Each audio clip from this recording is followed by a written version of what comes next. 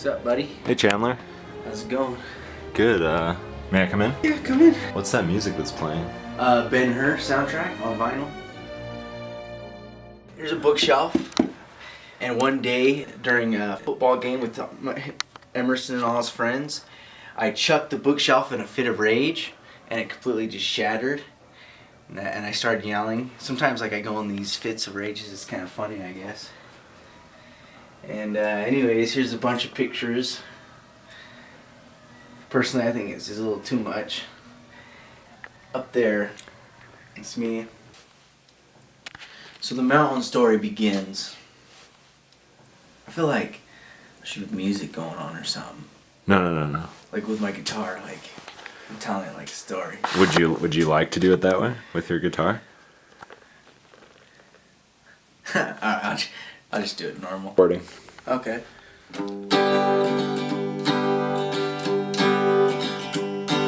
Got lost up in the mountains with my best friend Diane Brewer. Now we're wondering if we gonna get back home before dinner, yeah. We started hiking at 3 p.m. and it was snowy, deep snow in Little Cottonwood Canyon. So we start going up the mountain. One thing I specifically remember was seeing a goat. So about an hour and a half up, we get to a point where we couldn't go no longer because it was like 22 feet rock that you just couldn't get past. And we're like, let's turn around. And something inside me says, fucking climb the thing. And when we got up, we noticed there was no way to get back down because it was too icy. And so we're like, well, there's only one way to go, up. My friend whips out his little flip phone, starts making videos like, if me and Chandler don't make it back, I love whoever finds this. Here's us, two little guys. And the rest of the way down is a steep, steep hill, basically a cliff. We're not experienced climbers, but we were crazy at the time. We would do anything. And it's like, you know, it's slippery rock. Sliding down it, and right when we stopped, and we couldn't even see, we looked over the edge. We had a flashlight, flashed the light, drop off, big drop off. So we stopped right before, you know, we would have fallen off. And all I'm on is one little rock poking out of the mountain. I was like, we're fucked. And he's like, yeah, we're fucked. We had one flashlight. He throws me the light. My hands were frozen. So when it hit my hands, it just bounced off my hands. And we watched the flashlight just break into pieces down the mountain. And we're just like, oh, that was kind of cool, but that sucks. He's been wanting to call 911 halfway through the journey and say we were stuck, but I was telling him, you know, don't be a pansy. At the time, we didn't even know what canyon we're in. So they're asking him, what canyon are you in? He's like, I have no idea. I was like, maybe we're in Big Cottonwood. And we weren't even in Big Cottonwood. We're in Little Cottonwood. Halfway through it, the phone dies. So he didn't even tell him where we were. It's a really nice container it's in. Yeah, 5 gallons. I get this water from Water Wellness. It's on a 900 East by Fat Cat's Bowling Alley. There's like 3 different waters. They have alkaline, oxygen, and Soleil. This one's oxygen. So I don't know what they put in it, but they put something in it that produces more oxygen in your body, I guess. And this is my youngest brother. He lives in New Mexico, and then that's my mother. And then that's my father. That's probably like 2 years before he passed. I think he's probably like 20 there, jamming on a guitar. Part 2, will they freeze to death? I'm cold. I've been on this little bush for like an hour now. And this is where I actually, for the first time, realized the folly of the whole trip. I'm like, holy fuck, you know, like I could die. As I was sitting there, I could hear the sound of a helicopter coming. And I was like, really happy. It was like very faint chopper sound. And I remember looking up at Donnie and I was like, dude, they're coming. And he's like, yeah, they're coming. And it got louder. And it came right in front of us. The power of the choppers was blowing ice mist all over. I was like freezing, and it was blowing me, and they were flashing lights at me like in our faces. I remember a rope came down with a big, looked like a sleeping bag. And I held on to it, and I was like giving them a thumbs up, like, I'm ready, pull me up. They had some speaker in the helicopter, but they're like, take the bag, like open the bag. Had hand warmers, beanies, gloves, walkie-talkies. Hello? I'm like, hello? He's like, we can't do rescue missions at night because it's too dangerous, too many people have died. You guys will have to stay on the mountain until tomorrow morning when it it gets light. We stay up the whole night. Not a wink of sleep. Donnie's above me. I'm below him. We weren't really cuddling, but in a way we were cuddling because his feet was on my shoulders, I guess. And they didn't get to us till 11 that morning. So the helicopters come back. Some guy comes down the mountain propelled with a rope. This is where this picture comes from.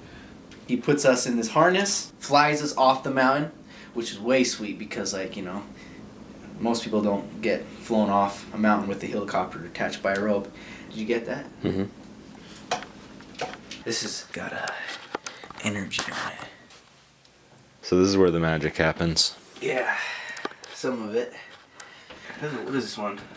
Oh, this I watched Zeitgeist, and so I really liked it. So I wrote down all this shit about Zeitgeist. Zeitgeist? Is it Zeitgeist? Yeah, I think so. Really changed me in a way, and I was like, fuck, this is so cool. I started watching all these crazy documentaries like 2 months ago, and I like watched a lot.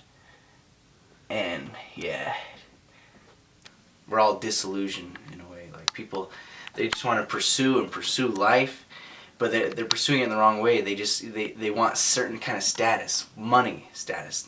I think if the most important thing is health, they just chase this dream, and then by the end of their life they realize, oh fuck, why I was just pursuing money this whole time. I wasn't finding anything that made me happy. FDA claims it's dangerous. Monsanto.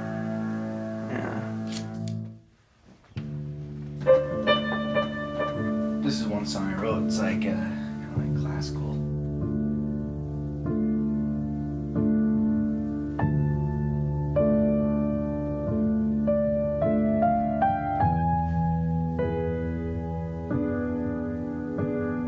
Let me shake this up first. You want to use Brogs, raw and unfiltered. Raw honey. I also get this from Water Wellness. It's from Genoa, Utah. Have you ever heard of Genoa? I don't think so. Yeah. So let me say.